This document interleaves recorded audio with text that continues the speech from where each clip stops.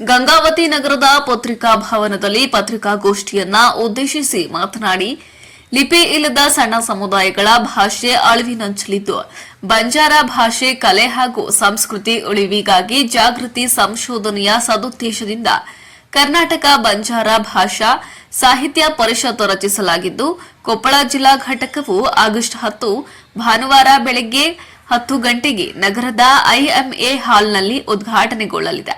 ಹೀಗಂತ ಕೊಪ್ಪಳ ಜಿಲ್ಲಾ ಬಂಜಾರ ಕ್ಷೇಮಾಭಿವೃದ್ಧಿ ಸಂಘದ ಜಿಲ್ಲಾಧ್ಯಕ್ಷ ಲಕ್ಷ್ಮಣ ಚೌಹಾಣ್ ಹೇಳಿದ್ರು.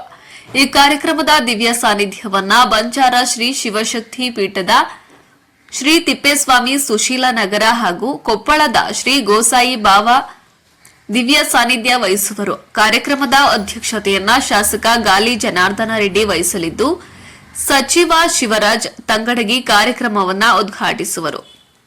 ಸಂಸದ ರಾಜಶೇಖರ್ ಹೆಟ್ನಾಳ್ ಪುಷ್ಪಾರ್ಚನೆ ನೆರವೇರಿಸಲಿದ್ದು, ಮಾಜಿ ಶಾಸಕ ಭೀಮಾನಾಯ್ಕ ಪುಸ್ತಕ ಬಿಡುಗಡೆ ಮಾಡುವರು. ಮಾಜಿ ಶಾಸಕರಾದ ಪರಣ್ಣ ಮುನವಳ್ಳಿ, ಎಚ್ಆರ್ ಶ್ರೀನಾಥ್ ಹಾಗೂ ಇಕ್ಬಾಲ್ ಅನ್ಸಾರಿ ಇತರರು ಪಾಲ್ಗೊಳ್ಳುವರು. ಈ ಸಂದರ್ಭದಲ್ಲಿ ಸಮಾಜದ ವಿವಿಧ ಘಟಕಗಳ ಪದಾಧಿಕಾರಿಗಳಾದ ವೆಂಕಟೇಶ್ ಜಾಧವ್, ದೀಪಾ ರಾಥೋಡ್, ಹನುಮಂತಪ್ಪ ಮೇಸ್ತ್ರಿ, ಪರಶುರಾಮ್ ಜಾಧವ್ ಇತರರು ಹಾಜರಿದ್ದರು.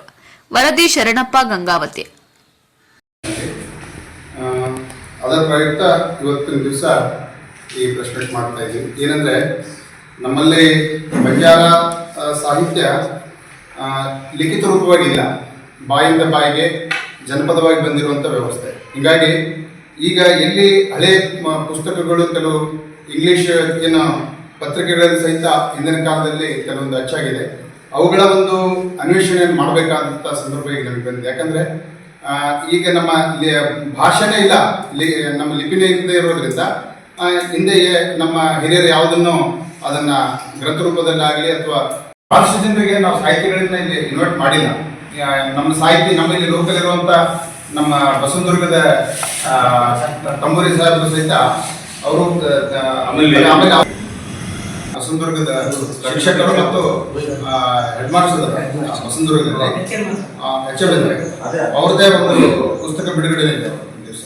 ಅಂದರೆ ಬಾಂಧವ ಬುಕ್ಕು ಶೂಟೋತ್ಸವ ಅಂತೇಳಿ ಒಂದು ಪುಸ್ತಕವನ್ನು ಅವರು ರಚನೆ ಮಾಡಿದ್ದಾರೆ.